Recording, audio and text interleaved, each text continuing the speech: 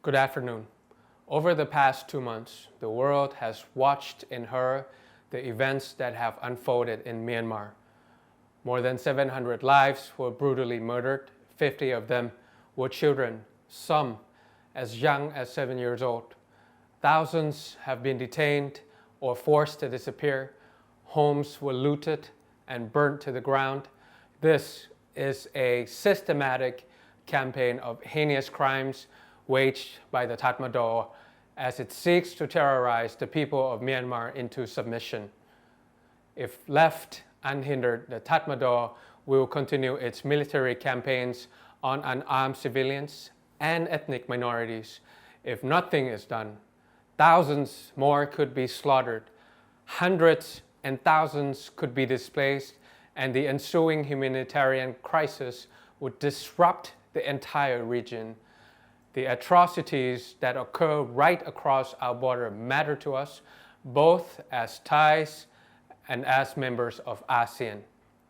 A large-scale forced migration at the height of a global pandemic will surely foment a public health crisis on top of an humanitarian one. And Thailand, as one of the closest neighbors with the longest borders of Myanmar, will be hit particularly hard. The influx of migrants will also mean long-term lodging and sheltering needs for forced migrants whose durable solutions may take years to present themselves. These are the direct results of the Tatmadaw's actions whose consequences Thailand has to shoulder.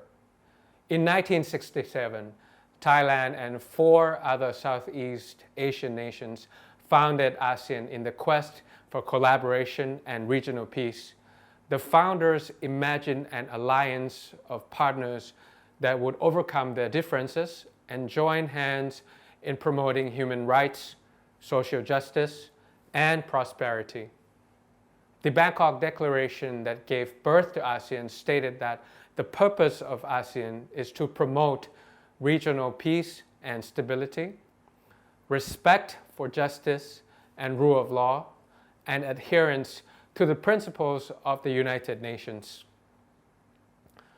The ASEAN Charter also states that we, the people of ASEAN, adhering to the principle of democracy, the rule of law, and good governance, respect for protection of human rights, and the fundamental freedom, hereby decide to establish through this charter the legal and institutional framework of ASEAN. Since the founding of ASEAN, not only has our growing family of nations successfully weathered countless crises, we have stood proud at the world's center stage, providing forums and bringing their foes and adversaries together to work out their differences. For our diverse, fledgling, yet resourceful region, this has been an immense source of pride. The crisis in Myanmar today is a shameful assault on our values and tradition, on the ASEAN way, and on us as a bloc. The principles enshrined in our founding declaration are being tested once again. On the eve of the special ASEAN Summit to be held on the 24th of April in Jakarta, the Move Forward Party calls on ASEAN leaders to establish an ASEAN-led process to put an end to this senseless civilian deaths and resume democratization process in Myanmar.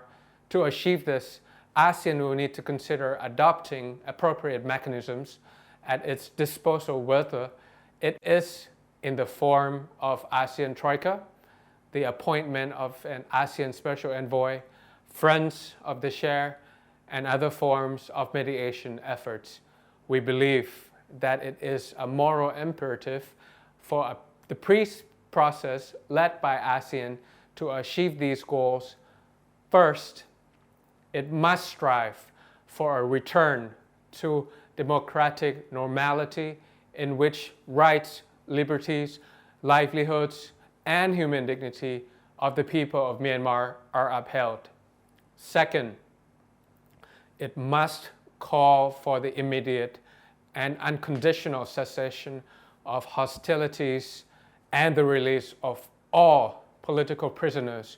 We believe this is the bare minimum that the people of ASEAN should demand from our leaders as a tangible outcome of this special summit. And let me be clear, the ASEAN leaders must not allow the special summit to be used to lend recognition and legitimacy to the military junta. ASEAN leaders should ensure that all stakeholders actively engage with one another so that a political solution can be achieved through an inclusive process. In this connection, we commend Brunei's decision as the chair of ASEAN to host the special summit at the ASEAN Secretariat in Jakarta, thereby not giving the illegitimate and unelected representative of the Tatmadaw equal footing with other ASEAN leaders.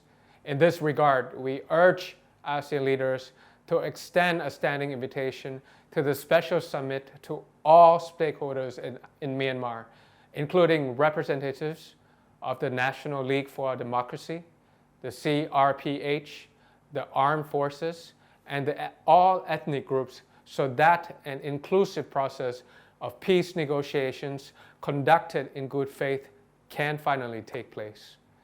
Moreover, to retain ASEAN centrality amidst this crisis, ASEAN should acknowledge that this is the time to call upon the Security Council to act in accordance with its Chapter 6 powers and establish a fact-finding mission on the situation in Myanmar. Then, to mitigate the ongoing humanitarian crisis, we urge ASEAN leaders to dispatch a needs assessment team to evaluate the humanitarian situation in Myanmar and call on the Tatmadaw to grant unhindered access to humanitarian aid to all areas in the country.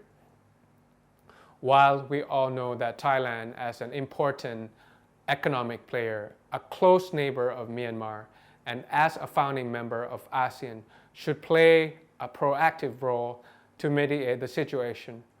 However, the Thai leadership under General Prayuth, in the watchful eyes of the international community, has time and time again failed to demonstrate that it has the moral rectitude to act in the best interest of both the Thai people and the people of Myanmar during these darkest times.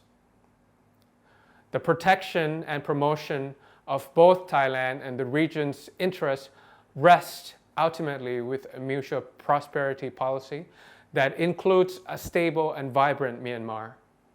The opposite scenario spells crises for Thailand and the region, as we share over 2,400 kilometers of borders with Myanmar, which lies in the heart of Asia.